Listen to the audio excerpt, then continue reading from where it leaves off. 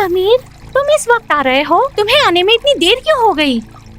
मेरी जान, थोड़ा सा काम आ गया था, उसी की वजह से देर हो गई। तुम जानते हो ना, इंतजार करना मुझे बिल्कुल पसंद नहीं। भाई की नजरों से छुपकर आई हूँ और तुम्हें मेरी फिक्र नहीं है। अरे यार, मैं तो तुम्हारे लिए फूल लेने गया था। ये फूल तो तुम्हारे आगे बिल्कुल फीके लग रहे हैं। तुम इतनी सुंदर जो हो। मस्का लगाना छोड़ो। तुम देर से आते हो और हर बार ऐसे ही मस्का लगाकर मेरा दिमाग दूसरी तरफ ले जाते हो। सीमा समीर से बेहद प्यार करती थी। वो समीर की हर बात माना करती थी और अपने भाई से बहुत डरती थी।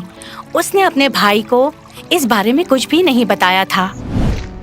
सीमा पढ़ने में बहुत अच्छी थी और समीर आवारागर्दी करता था, पर सीमा समीर से बहुत प्यार करती थी। समीर, अगले महीने एग्जाम है, अब मेरा तुमसे मिलना नहीं हो पाएगा। बेकार की बातें मत करो, एग्जाम ही तो है। वैसे भी एग्जाम देकर करोगी क्या? तुम्हें तो मुझसे शादी ही तो करनी है। शादी करनी है तो इसका मतलब ये थोड़ी ना है कि मैं पढ़ाई छोड़ दूं। मैं आगे पढ़ना चाहती हूँ। मैं तुमसे प्यार करती हूँ, पर मैं अपनी पढ़ाई से भी उतना ही प्यार करती हूँ। पर मुझे तुम्हारा पढ़ाई करना बिल्कुल भी अच्छा नहीं लगता। हो सके तो तुम पढ़ाई छोड़ दो सीमा। सीमा और समीर पढ़ाई के पक्ष और विपक्ष पर हमेशा बहस करते थे। सीमा इसी बात पर समीर से कई बार नाराज हो जाती थी, पर समीर उसको फिर मना लिया करता था। एक बार दोनों बैठे हुए थे। मुझे बहुत तेज भूख लगी है। समीर, कुछ खाने के लिए लेकर आओ ना। ठीक है, तुम यहीं पर रुको, मैं भी लेकर आता हूँ। अरे, ये फोन समीर तो यहीं भूल गया। अब आएगा तब दे दूंगी। इस बार इससे थोड़ी मस्ती करूंगी। सीमा समीर का फोन छुपाकर रख देती है। तभी समीर के फोन पर एक फोन आता है। ना चाहते हुए भी वो उस फोन को रिसीव कर लेती है। हेलो, मैं समीर की पत्नी बोल रही हूँ। तुम कौन हो? जी, मैं समझ गई। तुम समीर की गर्लफ्रेंड हो। पता नहीं ये कब सुधरेगा। रोज रोज नई लड़कियाँ पटाता रहता है। थोड़ी देर बाद समीर नाश्ता लेकर आता है। समीर, मुझे तुम्हारी सारी सच्चाई पता चल गई है। क्या सच्चाई पता चल गई है? ये कि तुम शादीशुदा हो और कई लड़कियों के साथ तुम्हारा चक्कर है। ऐसी बात नहीं है सीमा, तुम मेरे साथ चलो, मैं तुम्हें सब कुछ सच सच बताता हूँ। सीमा को समीर एक सुनसान रास्ते पर ले जाता है, जहाँ पर सीमा और समीर का बहुत झगड़ा होता है। समीर को उस पर गुस्सा आ जाता है। आज तक मैंने किसी की भी इतनी नहीं सुनी जितनी मैं तुम्हारी सुन रहा हूँ। अब तुम्हें सारी सच्चाई पता चल गई है, तो अब तुम्हें जीने का कोई हक नहीं है। क्या कहना चाहते हो तुम? अगर तुमने मुझे हाथ लगाया तो मैं शोर मचा दूंगी। शोर मचाओगी? शोर मचाओगी भी तो यहाँ पर कोई नहीं आने वाला। तुम कब्रिस्तान में खड़ी हो। देखो अपने आगे पीछे, यहाँ पर कब्र ही कब्र है। यहाँ पर तुम्हारा शोर सिर्फ कब्र में रहने वाली लाशें ही सुन सकती हैं, और तुम्हें भी अब मैं इसी कब्र में दफन कर दूंगा। समीर उसके सर पर एक जोरदार हथियार से वार करता है और सीमा वहीं ढेर हो जाती है। फिर समीर सीमा की लाश को कब्रिस्तान के गड्ढे में दफन कर देता है। बड़ी आई थी मेरी पोल खोलने, अब चिल्ला चिल्ला के पूरी कब्रिस्तान को अपनी कहानी सुनाना। समीर वहाँ से चला जाता है और सीमा मरने के बाद चुड़ैल बन जाती है। बदला, बदला। उस रास्ते पर जो भी जाता उसे जोर जोर से किसी लड़की के रोने की आवाज आती।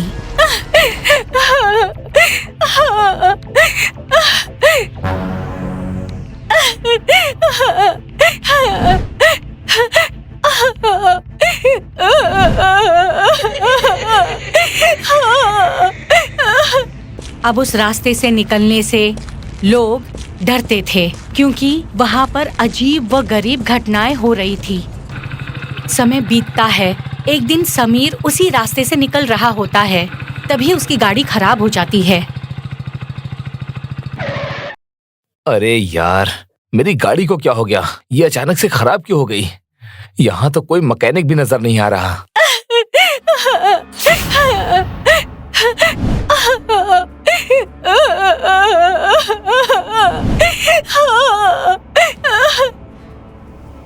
इस वीराने में इस वक्त कौन रो रहा है? लगता है इस रोने वाली औरत को किसी ने बहुत दुख दिया होगा। मुझे इसकी मदद करनी चाहिए। समीर आसपास देखता है पर उसको कोई नजर नहीं आता। अंधेरे की वजह से वो ये भी नहीं जान पाता कि यहाँ पर कब्रिस्तान है। समीर को एहसास होता है कि कोई उसके पीछे से गुजरा है।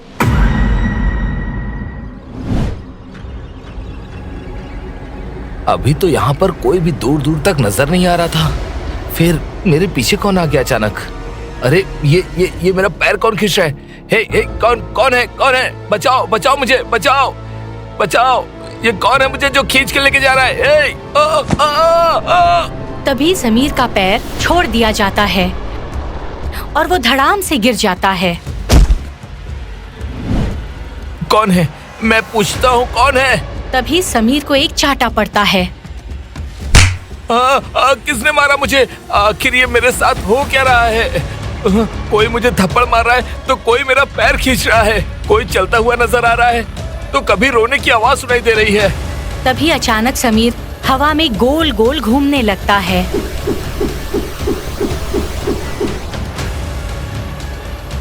फिर जमीन पर गिरता है, फिर पेड़ों पर अटक जाता है। उसे समझ नहीं आ रहा था कि उसके साथ ऐसा क्यों हो रहा है। वो जब ध्यान से देखता है तो अपने आप को कब्रिस्तान में पाता है। अरे ये तो वही कब्रिस्तान है जहाँ पर मैंने सीमा को मार के दफना दिया था।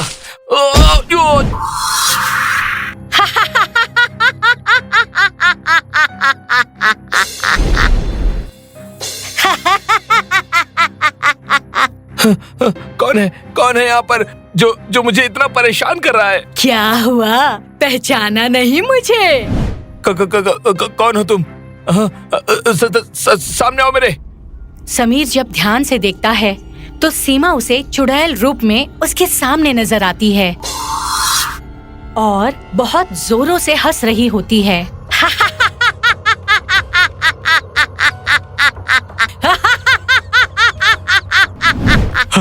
तुम कौन हो? मैं पूछता हूँ कौन हो तुम? अपनी जाने मन को नहीं पहचाना? पहले तो तुम मुझे अपनी जान कहते थे और आज तुम्हारी वजह से मैं इस हालत में हूँ तो पहचान नहीं रहे हो? तुमने मुझ जैसी कितनी ही लड़कियों को इस हालत में पहुँचाया है, पर अब मैं तुम्हें ये गुनाह नहीं करने दूंगी।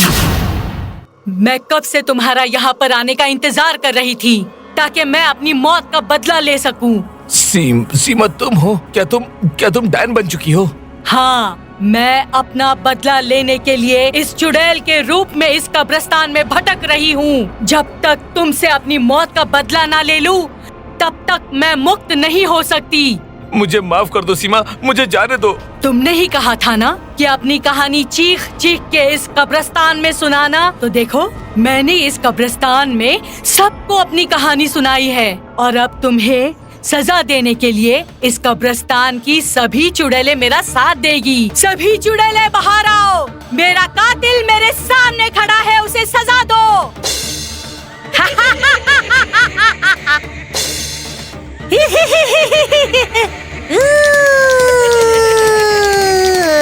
एक के बाद एक सारी चुड़ैलें प्रकट होती है। फिर सभी चुड़ैलें साथ मिलकर समीर को कब्र में जिंदा दफना देती है और समीर तड़प तड़प कर वहीं दम तोड़ देता है।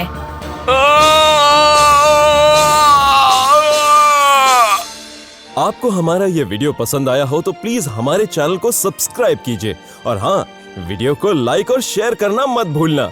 धन्यवाद।